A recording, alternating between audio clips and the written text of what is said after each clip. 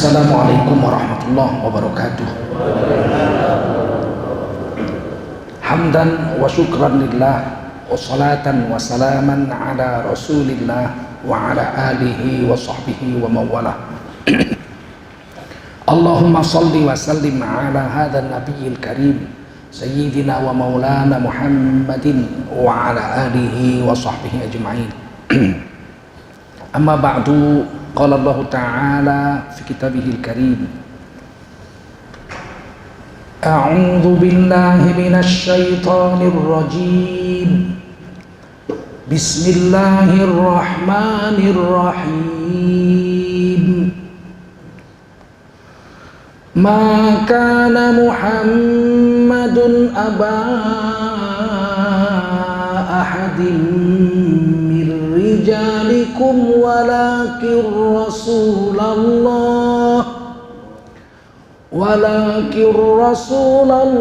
wa khataman nabiyyin wa kana Allahu bikulli syai'in alima.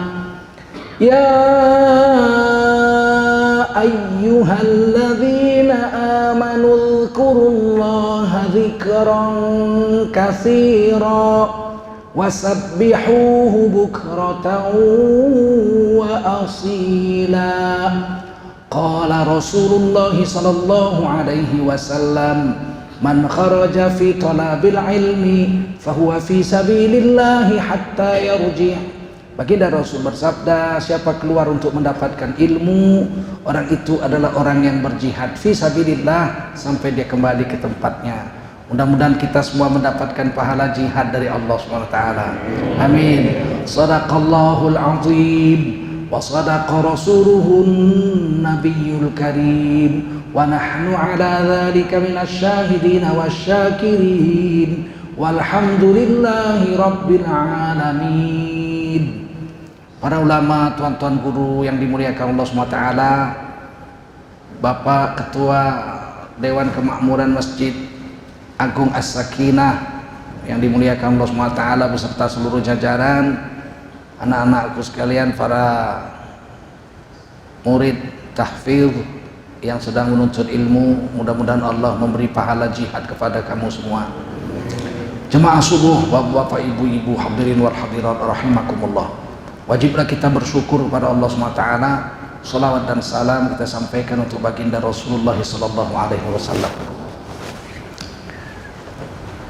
Yang kurang disadari oleh orang Islam, mereka menganggap Islam ini cuma agama untuk ngajar ibadah-ibadah saja. Ini kesalahan besar. Ibadah itu seperempat dari bagian agama Islam. Imam Syafi'i rahimahullah ta'ala agar memudahkan kita belajar syariat Islam dibagi 4. Yang pertama bab ibadah, mulai dari bab air sampai bab menguburkan orang mati. Itu lengkap tuh, air, cara wudhu, cara istinja, cara mandi, cara sholat, syarat rukun sholat, adab-adab sholat, sholat berjemaah, apa yang membatalkan sholat, terus ibadah itu, zakat, haji, puasa, haji, semua sampai mati. Bagaimana menguburkan orang mati, apa-apa yang wajib pada orang mati, lengkap. Namanya bab ibadah. Satu bagian aja itu baru seperempat.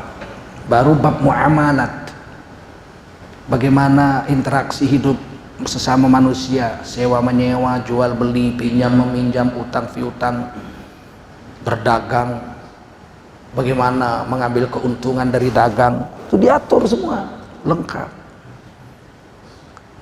Berapa yang boleh diambil untung kalau yang dijual beli itu bahan makanan pokok, beras misalnya, modal 1.000 jual 1.500 boleh, modal 1.000 jual 2.200 tidak boleh, sebab makanan pokok tak boleh mengambil untung lebih dari 100%. Dan haram ihtikar, diharamkan Nabi menumpuk makanan pokok, dibeli banyak-banyak bikin gudang, begitu barang langka keluarkan makanan pokok, jualnya mahal-mahal, haram hukumnya. Uang dari hasil penjualan beras yang ditumpuk itu, yang keuntungannya 3 kali 4 kali lipat, hukumnya haram. Itu diatur dalam bab muamalah. Wa halallahu al-bai'a wa harrama riba. Mengambil untung dari jalan jual beli halal, tapi ada aturan berapa persen. Tapi ngambil untung dari jalan riba haram, walaupun sama-sama untung. Saya beli ikan di pasar ikan 50.000, naik sepeda motor saya keliling kota Medan jual ikan. Saya jual 80.000, saya untung 30.000 itu halal, Allah yang menghalalkannya. Tapi saya pinjemin tetangga saya 50.000, minggu depan bayar 80.000, saya untung juga, tapi itu riba, hukumnya haram. Jadi yang menghalalkannya Allah, yang mengharamkannya Allah, disebut bab muamalat. Sudah separuh agama. Baru yang ketiga bab munakahat. Gimana cara nikah, talak, rujuk, nikah yang halal, nikah yang tidak halal, nikah-nikah yang haram, nikah-nikah yang diharamkan Allah dan Rasulnya, lengkap semua situ. Baru yang keempat bab jinayat, hukum pidana. Mencuri potong tangan, berapa yang boleh dipotong? Kalau mencuri pisang goreng mana dipotong? Ada orang mencuri makanan ditangkap. Kenapa kamu mencuri makanan? Saya lapar, anak saya lapar, saya lapar. Kalau lapar maka dia dikasih makan, kasih bahan makanan untuk anak istrinya, dia dilepaskan. Kalau yang dicurinya ayam, kenapa kamu curi ayam? Oh, saya senang aja, kepingin makan ayam, maka didenda 2 kali lipat dari ayam yang dicuri. Seekor denda 2 ekor. Kalau yang dicurinya seharga 1 perisai 2 juta rupiah ke atas, ada bukti, ada saksi, di pengadilan jatuh hukuman potong tangan. Kejam, tapi itulah hukum Islam, ada di Quran, sehingga orang nggak berani lagi mencuri. Seumur hidup kelihatan cacat gitu, dan negara nggak rugi. Sekarang ini Kementerian Kumham mengeluh. Kenapa? Karena biaya makan maling-maling, koruptor tuh 1 tahun tuh 15 triliun. Cuman ngasih makan maling aja di penjara tuh, waduh rugi 15 triliun. Bikinin pabrik udah jadi berapa tuh? Ngapain ngasih makan maling? Potong cak, udah pulang, berobat ke puskesmas. Nggak keluar lagi uang negara. Tapi kan nggak berani DPR kita membuat hukum itu. Karena kalau itu dilakukan, mungkin yang paling banyak dipotong tangannya anggota DPR. Nah, bagaimana supaya hukum-hukum ini berjalan? Tentu harus dibuat undang-undang negara Republik Indonesia. Undang-undang negara Republik Indonesia itu dibuat oleh DPR. RI disahkan oleh DPR, tanda tangan oleh Presiden. Kalau undang-undang yang membolehkan minuman keras saja sekarang susahnya bukan main ini, dipatahkan. Sudah 15 tahun berjuang untuk mengharamkan minuman keras, tidak boleh. Rancangan undang-undang pelarangan minuman keras berubah terus, nggak berhasil sampai sekarang. Bahkan ketua DPR, wakil ketua DPR mengatakan, dari minuman keras, jualan minuman keras, negara dapat 5 triliun. Kan sayang duitnya, lebih bagus kita jual aja minuman keras ini, dapat 5 triliun. Untuk apa dapat 5 triliun? Kerusakan Indonesia lebih parah dari itu. Hasil orang mabuk, merampok, memperkosa anaknya, membunuh mamanya. Baru-baru ini seorang ibu dipukul beroti kepalanya, mati gara-gara nggak menyediakan makanan pagi untuk anaknya. Anaknya bangun-bangun tidur mungkin mabuk malamnya, senang dia, nggak ada makanan, dipukul kepala ibunya. Ini kerugian-kerugian seperti ini lebih besar dari 5 triliun. Ini tidak akan bisa bangkit Islam, karena orang Islam hanya memikirkan agamanya, yang penting kan boleh ibadah. Kita ini udah aman di Indonesia, sholat boleh, zikir boleh, baca Quran boleh, ngapal Quran boleh. Zakat, mau diambil negara lagi zakat ini. Zakat mau dikelola negara sudah. Wakaf uang target Sri Mulyani 72 triliun. Mau diambil sama negara. Udah pidato Menteri Agama, wakaf uang dari umat Islam akan dipakai untuk lintas agama. Loh, duitnya duit orang Islam dipakai untuk bikin jalan ke gereja. Itu kan lintas agama tuh. Mana boleh. Membangun jalan itu tugas negara, ada uang APBN-nya, betul. Kenapa mesti diambil uang wakaf, uang umat Islam? Ini kan kurang kerjaan ini semua. Dan semua ulama diam aja, nggak boleh protes. Protes nanti bilang radikal. Radikal, pemecah belah persatuan, menghasut, macam-macam. Dan orang terang-terangan Menteri Agama bilang uang wakaf, uang akan dipakai untuk lintas agama. Tentu kita protes. Karena wakaf uang itu wakaf. Itu ada ijab kabulnya dari pewakif untuk kegunaan agama saja. Paham? Paham? Wakaf untuk masjid nggak boleh dialihkan itu. Wakaf jadi gedung pertemuan. Hari Ahad dipakai untuk orang Kristen, kebaktian. Karena wakaf untuk masjid, hanya untuk agama saja. Tapi manfaatnya kan boleh orang lain agama mengambilnya. Boleh. Wakaf untuk bikin panti asuhan, anak yang dididik situ ada orang Kristen, ada orang Hindu, boleh. Manfaatnya. Tapi kegunaan uang dipakai untuk apa itu tidak boleh, meleset daripada ijab kabul yang dilakukan oleh pewakaf dengan orang yang mengelola wakaf itu. Nah, ini sekarang ini kita kesalahpahaman kita menganggap yang penting kan udah boleh sholat, udah boleh ibadah. Kalau cuma sekedar ibadah, penjajah Belanda pun membolehkan. Masjid Agung, Masjid Raya Sultan Al-Mansur itu yang membangunnya itu penjajah Belanda, betul? Itu uang penjajah Belanda, konsesi sewa tanah untuk menanam tembakau Delhi. Istananya juga Sultan Delhi nggak mau dibangunkan istana sebelum dibangunkan dulu masjid. Itu Belanda bangunin masjid. Kalau soal ibadah Belanda kita mau naik haji dikasih paspor, disediain kapal laut sama Belanda. Dulu namanya lumbo-lumbo. Kapal laut itu dibayar penjajah Belanda untuk kita naik haji. Kalau untuk ibadah penjajah Belanda pun membolehkan. Yang tidak dibolehkan oleh penjajah Belanda, ekonomi Islam tidak boleh. Bank hanya satu, Javas Bank, Bank Jawa. Tidak boleh ada bank lain. Monopoli pemerintah Belanda. Bagaimana caranya pemerintah kita, ulama kita mengkuatkan orang Islam, menghancurkan Belanda secara ekonomi? Kita tidak boleh nyimpan uang di bank, haram hukumnya. Karena uang bank riba. Akhirnya seluruh Indonesia orang Islam 90%, tidak ada yang nyimpan uang di bank Belanda, bank Jawa itu. Bangkrut, VOC bangkrut. VOC itu adalah perusahaan terkaya sedunia zaman itu. Di New York itu berapa lebar tanah VOC. VOC itu perusahaan Belanda. Kaya, paling kaya itu, konglomerat terkaya pada abad ke-19 20 itu adalah VOC. Bangkrut. Kenapa? Karena orang Islam tidak mau nyimpan uang di bank, semua simpan emas, disimpan di kasur, di bantal. Makanya kalau ada rumah kebakaran atau pengungsi, orang pada keluar bawa bantal, bawa kasur, bawa tilam itu. Saking stresnya. Bukan saking stresnya, emasnya disimpan di situ. Akhirnya bangkrut, penjajah Belanda tuh bangkrut.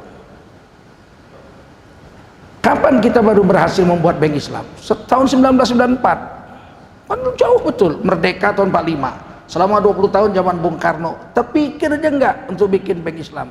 Bermuamalat cara Islam tidak ada. Terpikir aja enggak? Bahkan zaman Bung Karno itu pegawai negeri tamatan sekolah pesantren enggak boleh. Tidak boleh, karena ijazah pesantren enggak diakui.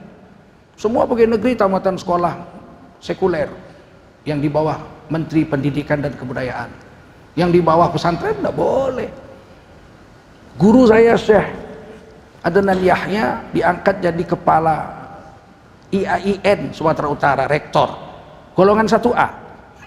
Rektor golongan 1A dianggap tamat SD karena ijazahnya nggak diakui. Itu zaman Bung Karno, tamat dari Mesir pun nggak diakui ijazahnya itu.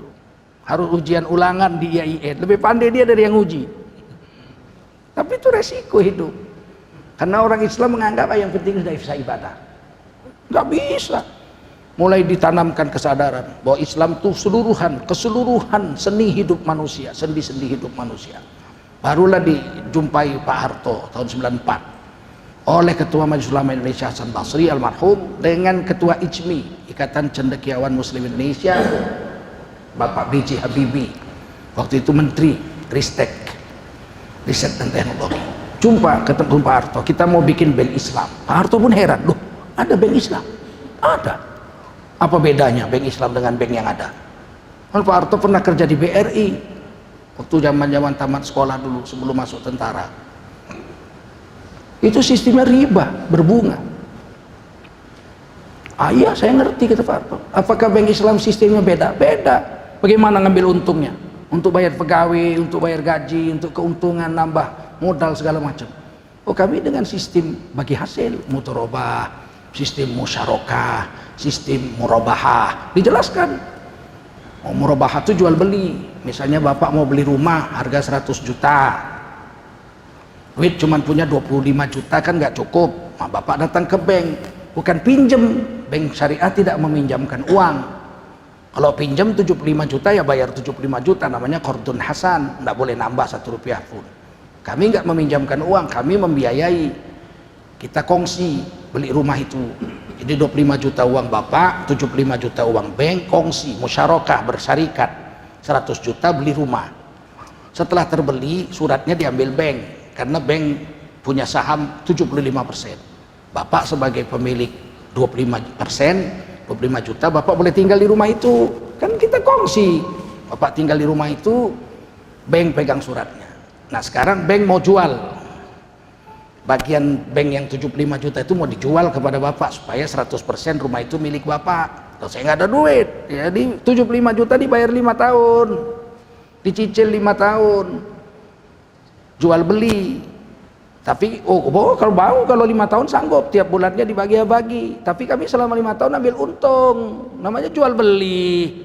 Kalau jual beli kan harus ada untungnya. Dan Allah wa ahallallahul bai'a, Allah menghalalkan untung dari jual beli.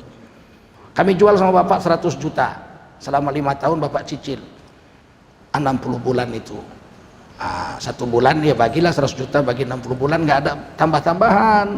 Andai kata suku bunga bank naik karena krisis moneter, tetap aja bayarnya itu segitu, nggak nambah-nambah karena sudah dibayar cash. Kita jual beli. Setelah 5 tahun penuhlah 100% rumah itu bapak punya, bank dapat untung 25 juta dalam perdagangan rumah yang kongsi itu. Wah, kata Pak Harto, bagus itu. Tapi jangan dibikin namanya bank Islam. Besok orang Buddha bikin bank Buddha, Kristen bikin bank Kristen. Namanya Indonesia kan latah. Maka keluarlah istilah bank muamalat. Yang bermuamalat itu orang Islam. Itu ekonomi Islam. Tidak ada undang-undangnya, pakai kepres saja keputusan Presiden Soeharto. Dikasih modal, disewain kantor, dipinjamin kantor seumur hidup. Sampai kemudian tahun 2003 setelah reformasi barulah dibuat undang-undang bank syariah nasional. Itu baru keluar undang-undangnya tahun 2003. Perjuangan luar biasa dari Majelis Ulama Indonesia melobi anggota-anggota DPR yang Islam.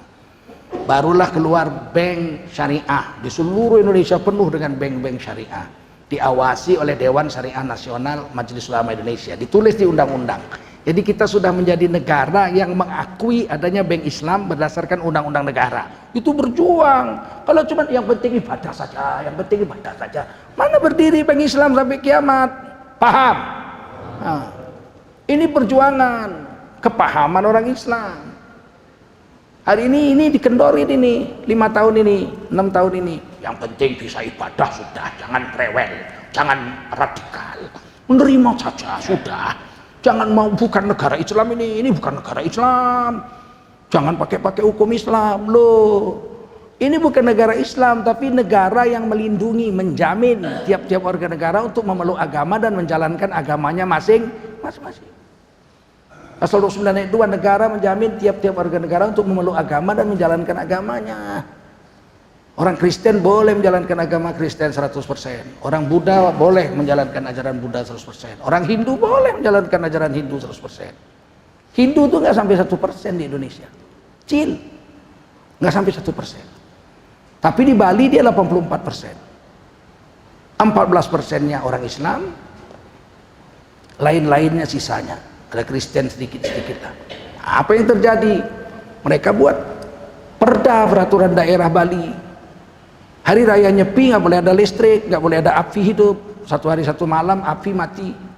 Ngerokok pun nggak boleh. Masak nggak boleh.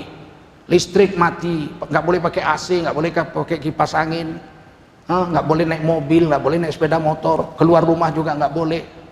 Airport Gusti Ngurah Rai Internasional ditutup, yang terbang nggak boleh mendarat, yang mendarat nggak boleh terbang. Nggak ada di dunia ini. Walaupun di India orang Islam, orang Hindu itu 1 miliar orang, nggak ada terjadi penutupan airport pada hari raya Nyepi. Yang boleh hanya di Indonesia. Kenapa? Karena pasal 9 ayat 2, negara menjamin tiap-tiap warga negara untuk memeluk agama dan menjalankan agamanya.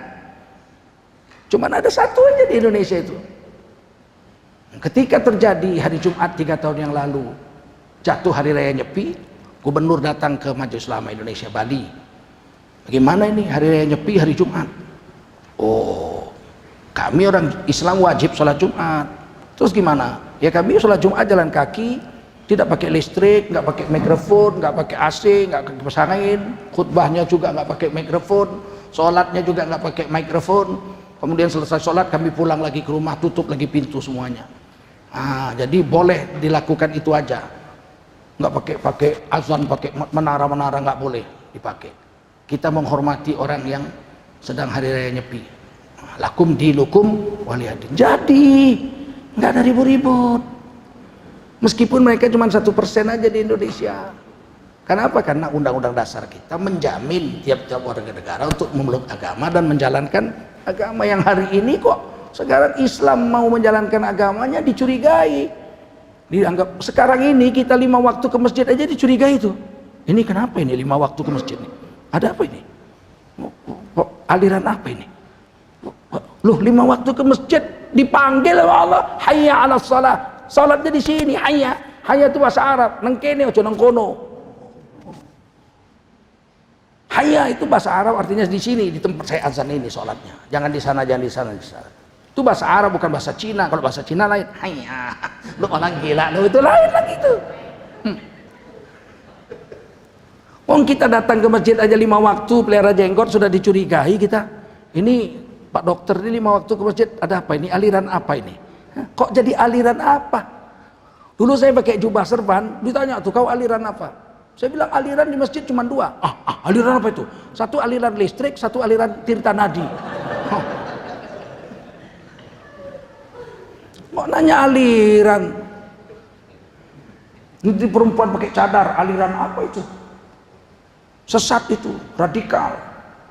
Nih anak-anak pembaca Quran ini yang ganteng-ganteng, good looking, ini calon pembawa paham teroris.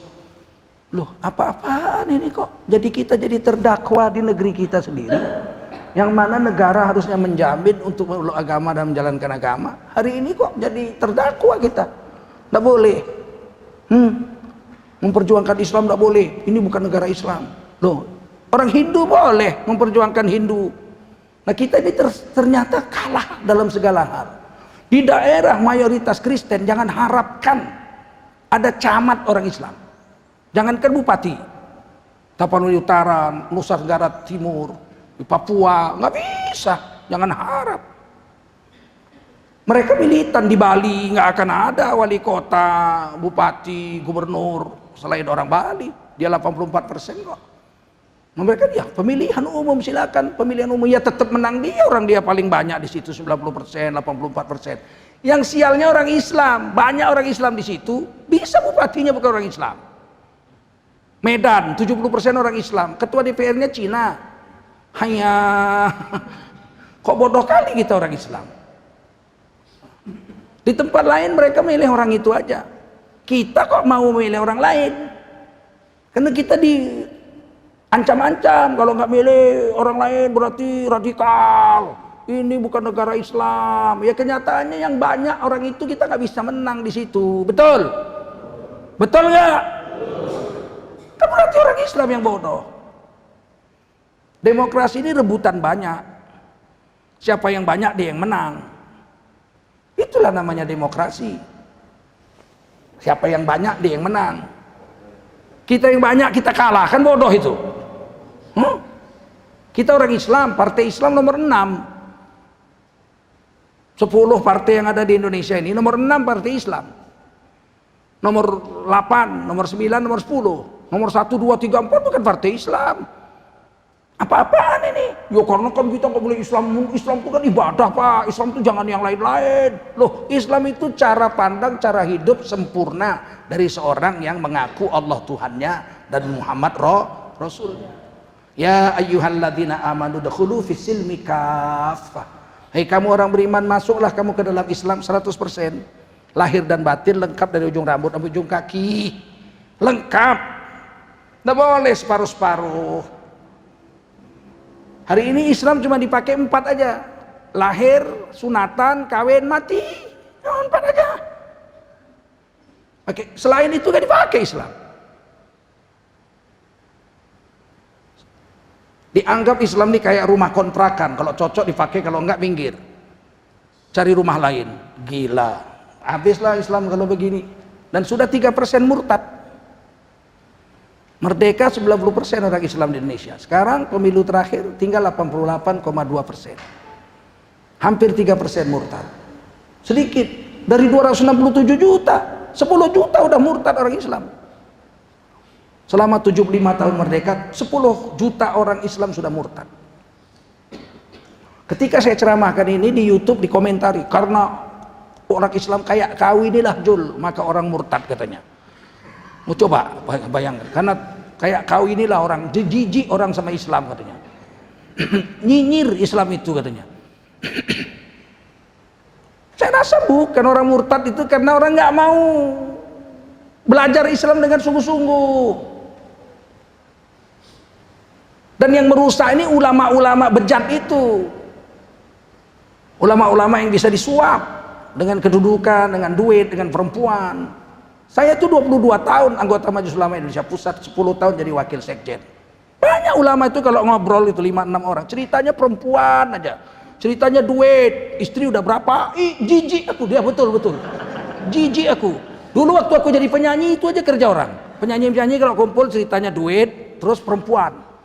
Itu waktu jadi penyanyi dulu, di Tiara Hotel saya penyanyi dulu, bukan kaleng-kaleng. Asal cerita penyanyi-penyanyi, pemusik itu ceritanya duit sama perempuan. Udah jadi ulama, kumpul-kumpul ceritanya. Mana can duit dengan apa proyek nih? Istri udah berapa? Cewek nih.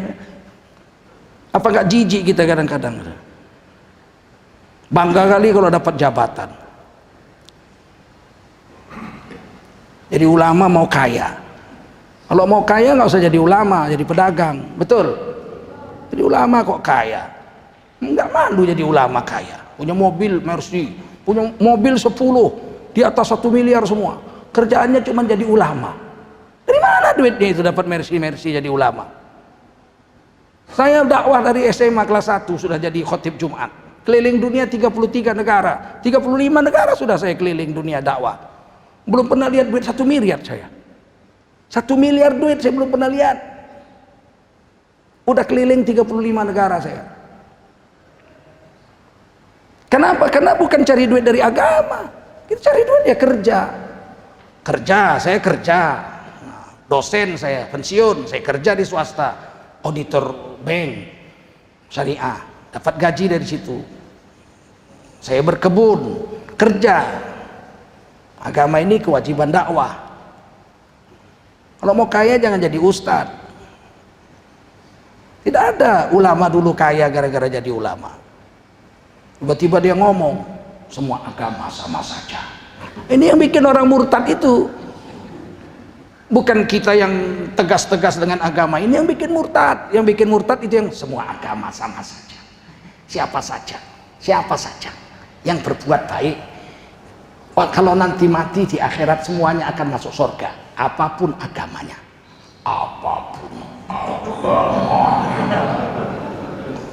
Itu yang bikin murtad itu, karena semua agama sama saja, betul? Tukar-tukar agama, sama saja kok. Asal kita baik nanti di akhirnya masuk surga.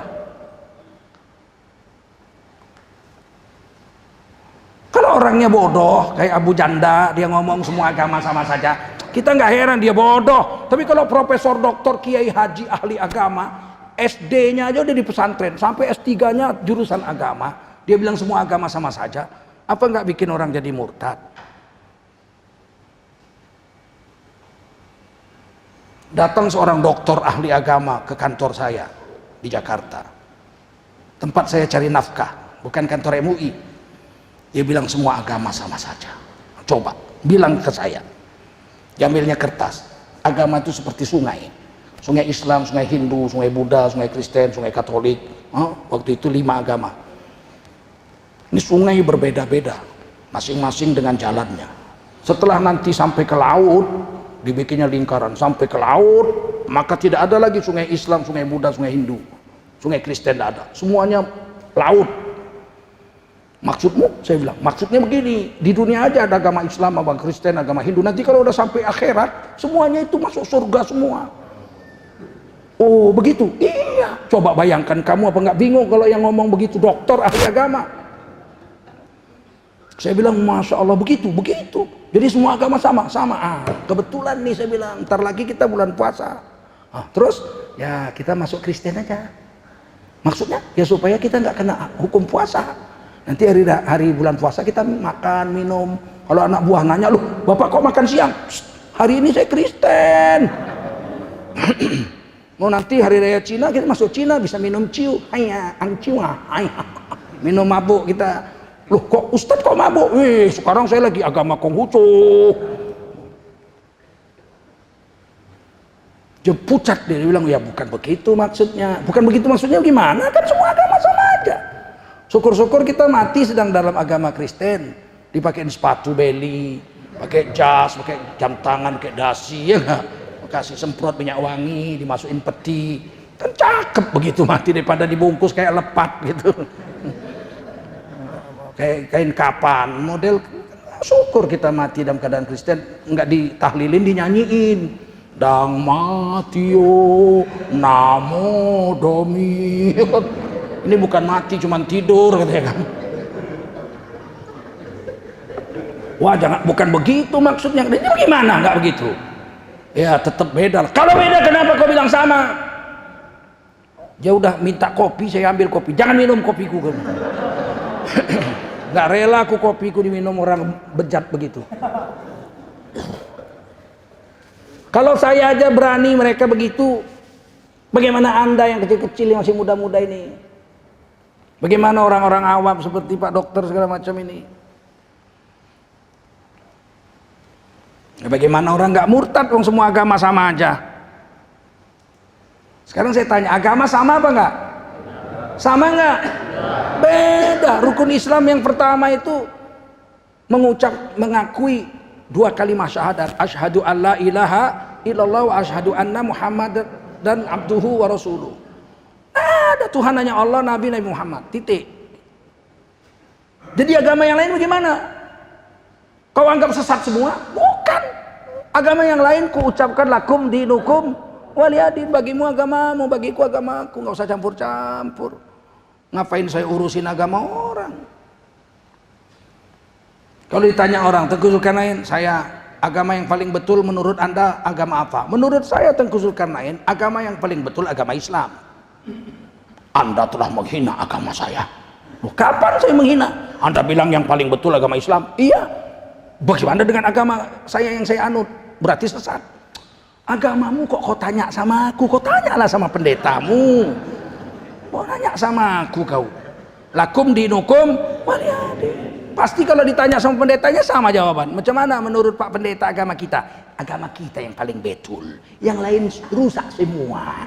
Nah, kita ucapkan lakum dinukum waliyadin. Itulah namanya toleransi. Toleransi itu masing-masing. Saya duduk di restoran, kawan saya datang, udah lama nggak jumpa, sudah 30 tahun nggak jumpa. Jol, duduk. Mau minum apa? Dia minum kopi, saya minum teh. Itulah toleransi. Dia habiskan kopinya, saya habiskan tehnya. Bukan karena kita ini toleransi, ambil gelas yang keempat dan ketiga. Tuangkan separuh teh, tuangkan separuh kopi. Minum teh kopi. Mana ada teh kopi? Toleransi itu bukan campur-campur, tapi masing-masing. Ini sekarang dirusak otak orang Islam itu. Oleh karena itu saya ingin sampaikan di subuh hari yang berbahagia ini, Nabi Muhammad itu diutus untuk membawa petunjuk hidup. Huwallazi arsala rasulahu bil huda. Dialah Allah yang telah mengutuskan seorang rasulnya, yaitu Nabi Muhammad sallallahu alaihi wasallam, bil huda, membawa hidayah, membawa petunjuk hidup, bukan bawa kebudayaan. Nggak ada, mana ada lagu karangan Nabi, nggak ada puisi karangan Rasul, mana ada cerpen karangan Nabi Muhammad, tarian karya Rasul, nggak ada. Rasul nggak bawa budaya, meskipun Rasul orang Arab, tapi yang dibawa Nabi hidayah, petunjuk hidup. Kalaupun orang Arab keliru, nggak dipakai sama Nabi. Orang Arab tuh nikah dulu, mana ada ijab kabul, bayar mahar, nggak ada. Orang Arab mau kawin, ada satu suku, kalau anak gadisnya sudah dewasa dipasang bendera depan rumahnya, disediakan kamar di depan tuh, satu kamar khusus. Anak-anak muda sekampung itu datang menzinahi anak gadisnya, sampai hamil, udah hamil stop, cabut bendera. Begitu lahir anaknya dilihat, ini macam siapa ini? Ini macam si Joko ini. Joko sini dulu kau, ini binikmu, anakmu bawa pulang. Udah. Nggak senang, istri boleh digadai. Adat Arab istri boleh digadaikan. Pinjamlah duitmu 300 dirham. Jaminannya apa? Binikku. Berapa lama? Pakai aja sampai aku bisa bayar. Gila zaman itu. Datang Islam nggak boleh. Kalau mau nikah dibayar maharnya, ya ada ijab kabulnya, ada 2 orang saksi, ada walinya, ada ijab laki-laki perempuannya yang mau nikah tuh ada. Kalau film India, saya baru diceritain orang, film India, laki-laki mau kawin sama adiknya, kakaknya mau bunuh diri. Akhirnya waktu udah ijab kabul dibuka, ya rupanya kakaknya yang dikawin. Dalam Islam mana sah? Beda ijab kabul, paham? Pernikahan batal karena rukun itu ada syarat, ada rukunnya, yaitu laki-laki dan perempuan yang akan dinikahkan itu. Jadi nggak bisa sembarangan. Film goblok itu. Dalam Islam kalau ada orang bikin film gitu, itu goblok itu, melanggar aturan syariat Islam. Kalau India silakan aja, lakum dinukum waliyadin, kayak kita urusin. Kita orang Islam nggak bisa begitu. Nabi itu diajari Allah, Allah mengajarinya kepada kita. Bagaimana cara hidup, bagaimana cara ibadah, wadinil haq, dan Allah mengirimkan Nabi itu untuk membawa agama yang paling betul. Bab ibadah, bab muamalat, bab munakahat, bab jinayat dibereskan. Bab tauhid, apa Allah, siapa nama Tuhan kita. Dulu kan nggak ada yang tahu nama Tuhan. Terputus wahyu itu, terputus. Nabi sini pindah sana, orang banyak nggak ada, sampai dikirim Nabi. Sehingga karena terputus agama belum sampai, orang nama Tuhan aja dikarang-karang. Dikarang-karang, orang Karu tanya, siapa yang buat dunia ini? Isi kinsim buat dunia eda. Di Bata. Siapa? Di Bata. Orang Batak, isi itu pencipta dunia on. Orang Batak bilang mula Raja Nabolon. Orang Inggris bilang who creates this world? Oh, God Almighty. Orang Melayu, siapa yang buat alam semesta ini? Tuhan. Orang Jawa, Puono niki sing gawe sapa? Oh, Bathara Gusti. Namanya jadi karang sendiri.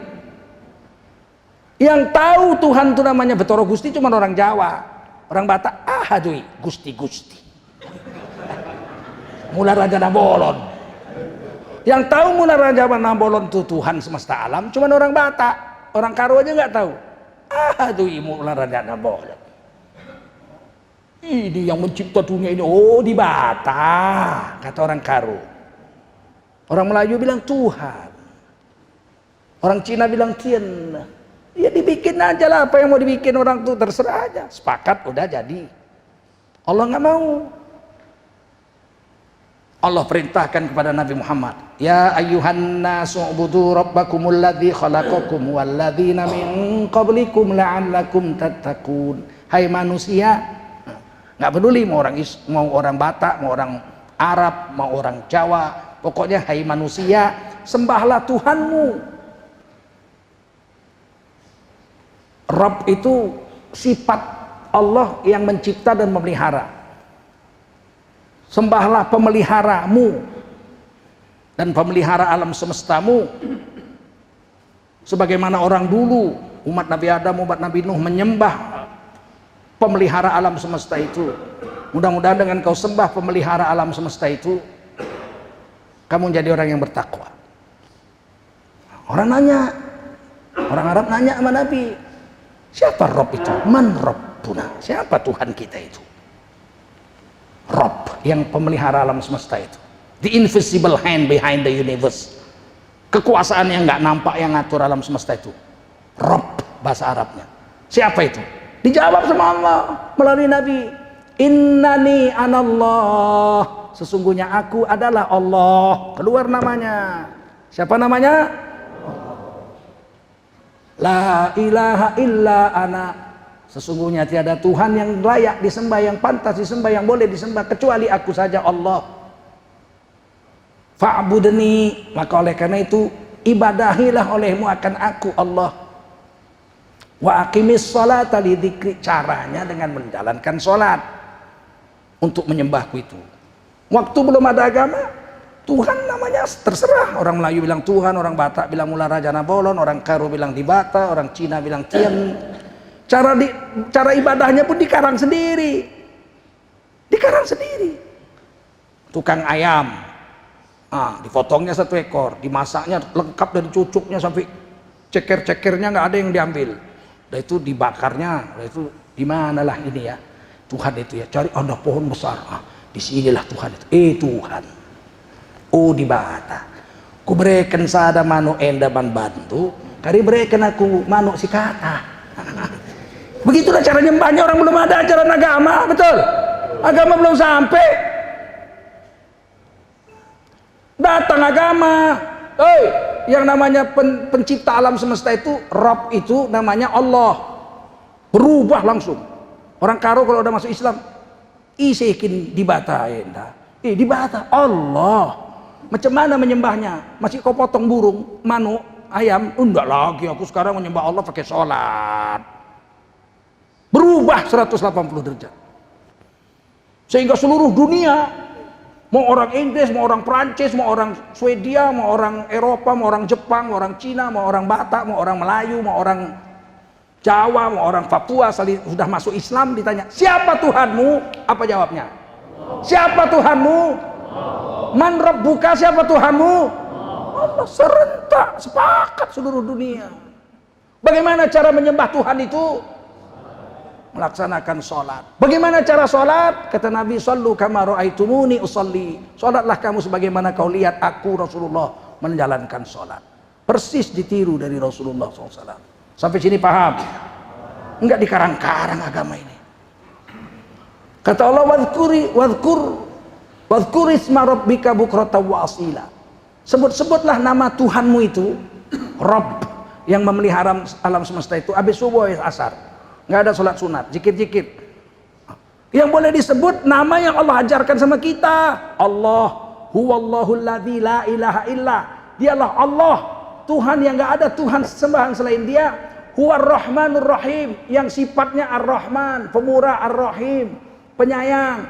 Al-Malik, memiliki. Al-Quddus, yang maha suci sampai wa huwas sami'ul basir. Ada 99 nama.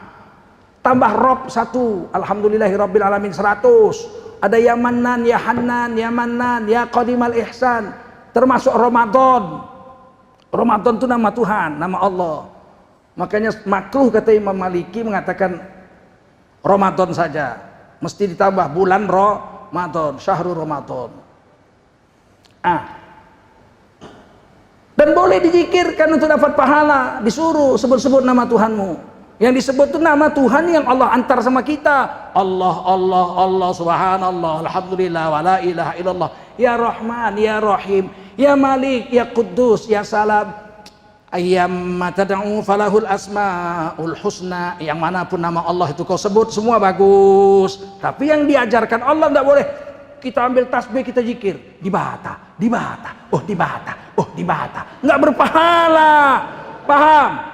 Mula raja nabolon, mula raja nabolon, mula raja nabolon, nggak boleh. Atau ya Tuhan, ya Tuhan, ya Tuhan, oh Tuhan, oh Tuhan, oh nggak berpahala. Oh my God, nggak berpahala.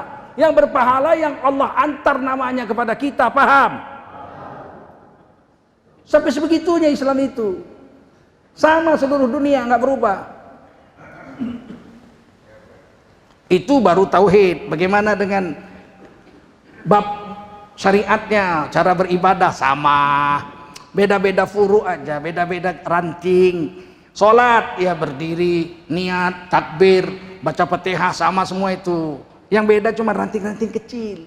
Tahiyat, ada yang geraknya sekali aja, yuharrik, apa sekali aja, kode aja namanya, isyarat. Asyhadu alla ilaha illallah, sekali aja.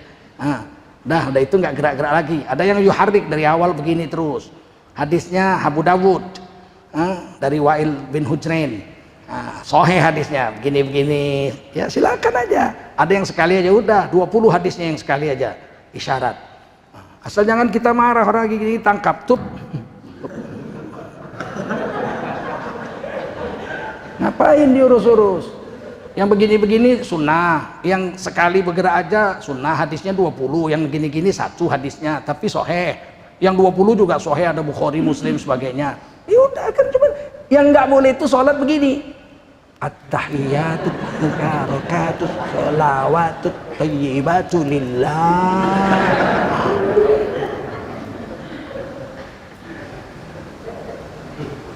Paham?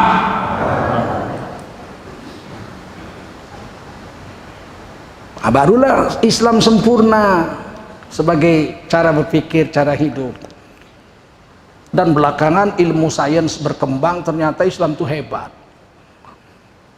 Misalnya makanlah, orang-orang dulu mau makan lembunya itu besar, gemuk, punuknya besar, punuknya aja diambil, ambil pisau dipotong punuknya, dah dimasak. Begitu. Enggak, lembunya dipotong sayang, kan cuma diambil punuknya cukup untuk makan. Datang Islam nggak boleh, haram itu. Hurimat alaikumul mayyitatu waddamu walahmul khinzir. Diharamkan atasmu makan bangke. Ya udah nggak boleh lah bangke, itu kan potong itu kan bangke. Nggak boleh, sembelih dulu. Nyembelih pun harus lehernya dipotong, keluar darahnya, buang semua darahnya kering. Karena darah itu sangat berbahaya. Ternyata sekarang baru terbukti darah itu adalah media kuman yang paling cepat. Kalau darah jangan main-main.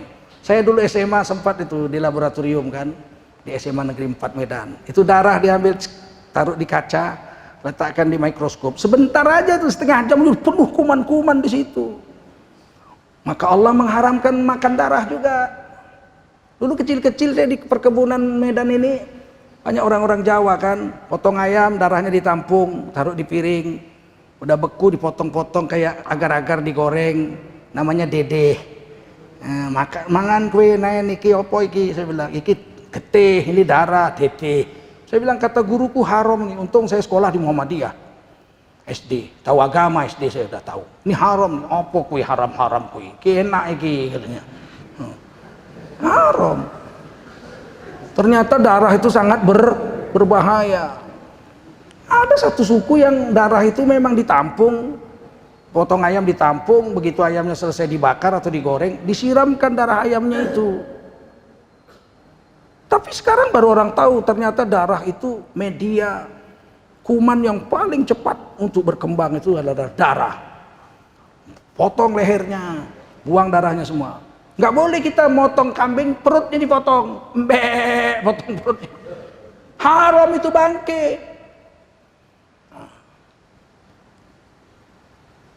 Daging babi haram.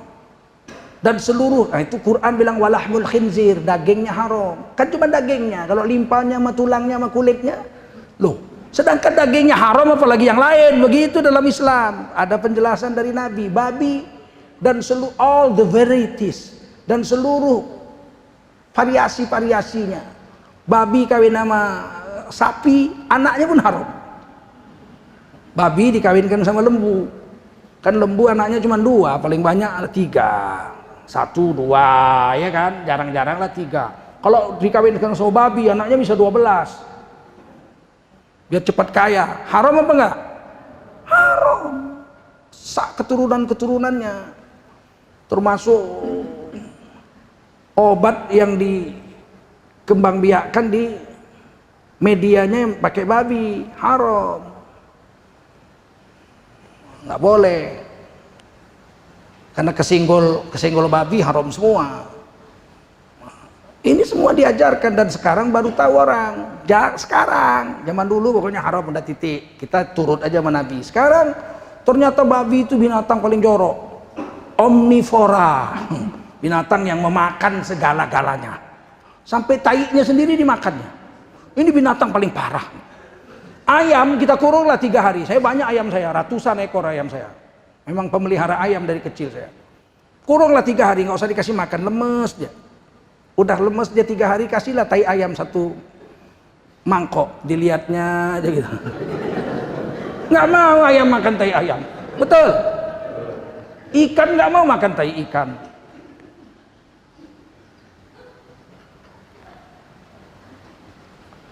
Babi, tainya sendiri dimakannya. Makanya kalau ada teka-teki, tai apa paling bau? Tai babi. Kenapa? Karena bisa 8 kali jadi tai. Jadi tai dimakan lagi, jadi tai lagi dimakan lagi. Apa nggak asam baunya itu?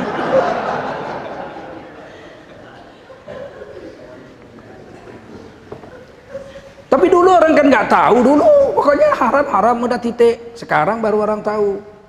Beruntunglah kita, sains menguatkan agama kita. Paham? Orang bilang, kenapa orang Islam boleh makan ayam, boleh makan kambing, nggak boleh makan babi? Ya ayam, dia herbivora. Dia makan biji-bijian. Kalau dia makan tai, kan mau juga dia makan tai orang. Nggak boleh dimakan. Ayam kita lihat makan tai orang. Nggak boleh disembelih. Jalalah. Makanya kakek-kakek saya dulu, ingat saya masih kecil-kecil. Kalau mau potong ayam, dikurung ayamnya. Dikurung, dikasih makan jagung, kasih makan beras. Saya pernah mau saya lepas. Kata kakek itu, jangan dilepas sayang, ini dikurung, kasihan, mau disembelih nak. Kalau mau disembelih dikurung dulu, iya biar gemuk katanya. Makanannya kita kasih yang banyak. Udah besar saya baru tahu, rupanya binatang yang halal seperti ayam, kalau baru makan najis, nggak boleh disembelih, dia keji. Dibiarkan dulu 3 hari, kasih makan yang bagus, baru boleh disembelih. Maka orang dulu itu jiwanya bersih karena makanannya itu tidak keji. Kenapa kambing, rusa, lembu boleh dimakan? Dia herbivora, dia pemakan rumput. Ya kalau ada lembu baru makan anak ayam mati dimakan lembu, dia nggak boleh potong 3 hari.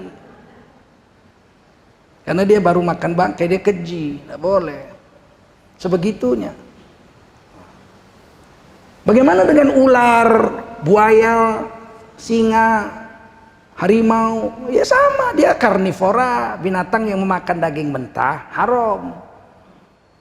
Misalnya burung elang, itu kan makan daging mentah, haram. Burung itu yang halal, yang makan biji-bijian. Dari mana membedakannya? Dari hinggapnya. Kalau dia hinggap 2 jarinya di belakang, itu pasti binatang karnivora, jalalah. Dia makan daging mentah. Tapi kalau hinggapnya 1 di belakang, ayam misalnya, ini boleh dimakan. Burung kutilang, burung apa lagi.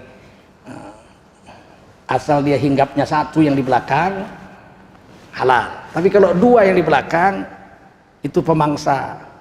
Hewan pemangsa, karnivora, haram. Bertaring, kalau binatang bertaring itu pasti haram.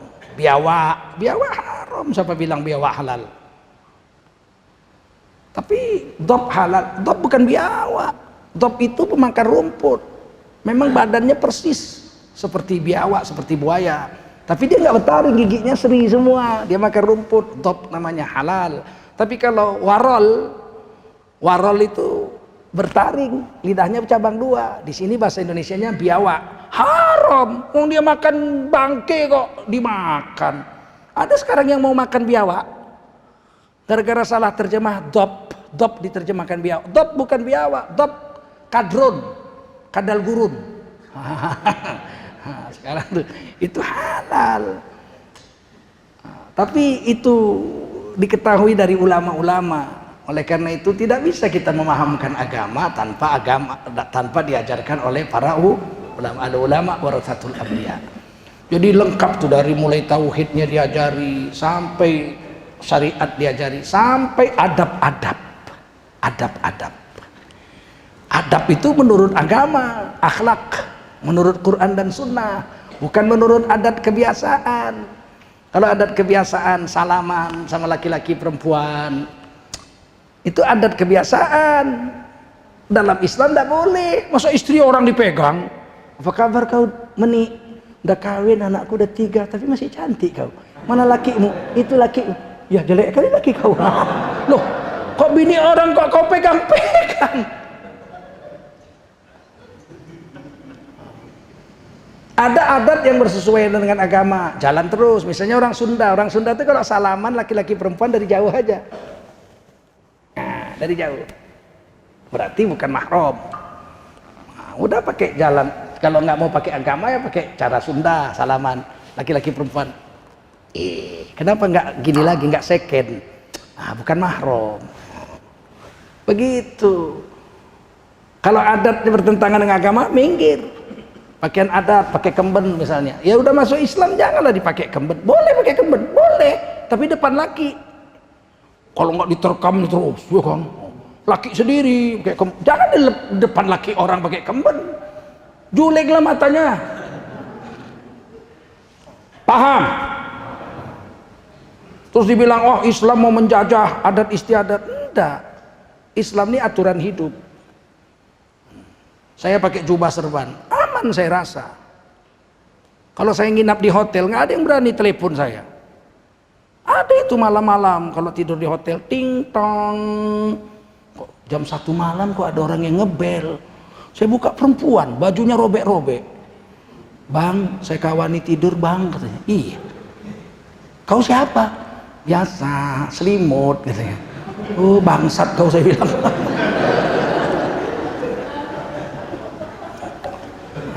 Nggak boleh, paham? Tapi kalau udah pakaian begini mana berani? Ada juga ting tong. Saya udah tahu nih jam 1 malam mesti dia ini jual apem, penjual apem. Sekarang mahal 110 juta, goblok. Apem busuk 110 juta. Saya pakai jubah, pakai serban, saya pakai sarung, pakai serban. Saya kalau tidur pakai sarung, saya pakai serban, saya buka. Pak Haji, maaf, baru kau tahu, gue pikir. Jadi ternyata pakai jubah serban selamat. Nggak berani orang mengganggu. Di Thailand, di Bangkok saya pakai jubah serban, tak berani orang. Kawan saya pakai batik, saya bilang jangan pakai batik, ini Bangkok, kita bangga dengan NKRI. Keluar pucat, balik lagi ke kamar. Kenapa? Dibuka kawan bajunya, looking no manis, katanya. Pakaian begini ini selamat. Kalau saya pergi ke diskotik pakaian begini jam 1 malam, orang lagi gedek, saya datang, assalamualaikum, apa yang terjadi? Bubar diskotik. Ada setan datang, katanya. Nggak bisa kompromi dengan kebatilan ini, betul? Dan ini pakaian sunnah Nabi. Zaman Nabi itu sudah banyak baju. Baju Yaman, baju Persia, baju Romawi, baju Ethiopia. Kan di Mekah itu kan banyak suku-suku. Orang naik haji, orang India naik haji, Guru Nanak tentu pakai baju India zaman itu. Dari banyak baju yang diambil Nabi, jubah. Kana ahabbus thiyab ila Rasulillahi SAW. Kana ahabbus thiyab ila Rasulillahi SAW al-qamis. Dari banyak jenis baju zaman Nabi yang dicintai Nabi adalah jubah. Jadi jubah ini menjadi sunnah karena dipilih Nabi. Wah, pakaian yang lain mubah, boleh karena menutup aurat. Yang diambil Nabi jubah jadi sunnah. Dan ternyata jubah ini bukan baju orang Arab. Nabi Isa pakai jubah, orang Israel. Nabi Yusuf pakai jubah, orang Israel. Nabi Musa orang Israel pakai jubah. Dan saya pulang ke kampung nenek saya, ibu saya kan Cina. Saya pulang ke Cina tahun 2005 nggak salah, saya pulang ke Cina. Keliling seluruh Cina saya, 40 hari keliling saya dakwah seluruh Cina. Saya lihat foto kakek-kakek nenek moyang saya di sana, pakai jubah semua. Nggak ada satupun yang pakai belangkon. Cina pakai jubah. Berarti jubah pakaian Cina. Nggak kalian lihat film Tendangan Tanpa Bayangan Wong Fei Hung? Ceng ceng ceng ceng ceng ceng ceng. Pakai apa? Pakai jubah. Jadi kok bilang ini pakaian Arab? Kebanyakan makan micin itu. Inilah yang perlu kita ketahui agar kita bangga dengan Islam, insya Allah ya. Mulai besok itu pemilu, kecewa saya. Ini kan wali kota Medan baru pemilu. Iya, kan sama-samanya orang Islam dua-duanya. Loh, partai pendukungnya siapa? Partai pendukungnya perlu dilihat. Kalau dia nggak suka sama agama, ngapain? Partainya aja nggak suka, apalagi dia kan cuma petugas partai. Paham? Kalau partainya nggak suka agama, petugas partainya pasti dipaksa untuk tidak suka agama. Percayalah klien. Saya udah jenggot udah putih, udah kenyang saya dengan hidup di dunia ini. Udah keliling dunia juga, bukan kaleng-kaleng. Ya kan? Dan tidak ada untungnya sama saya itu. Ustaz Abdul Somad, Tengku Zulkarnain, kenapa ikut-ikut mengarahkan pemilu? Karena disuruh sama Allah, pilihlah orang-orang soleh. Wa kunu ma'as shadiqin. Bergabunglah kamu dengan orang-orang jujur, orang-orang yang mencintai agama. Loh, karena ada orang lain agama jujur? Tidak ada. Jujur itu pangkatnya 1 derajat di bawah Nabi. 4 golongan yang selamat di akhirat.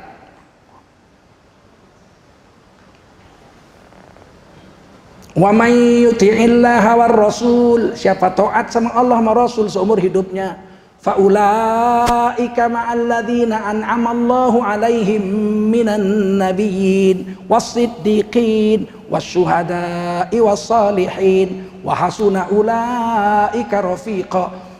Kalau taat sama Allah sama Rasul seumur hidup, kalau mati akan digabungkan kepada 4 golongan yang telah diberi nikmat oleh Allah atas mereka. Yang pertama adalah golongan nabi-nabi, itu nomor 1. Mana ada nabi nggak beriman? Ada nabi kafir?